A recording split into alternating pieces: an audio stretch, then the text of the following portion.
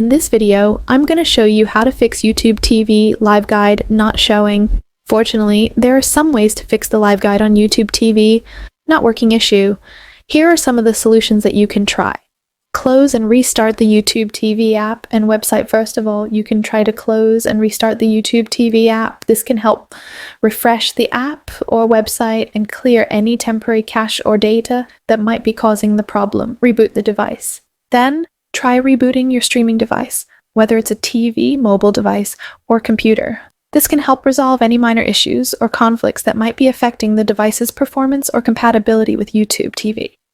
Check the internet connection. If your internet connection is not good enough, you may have to face the Live Guide on YouTube TV not showing.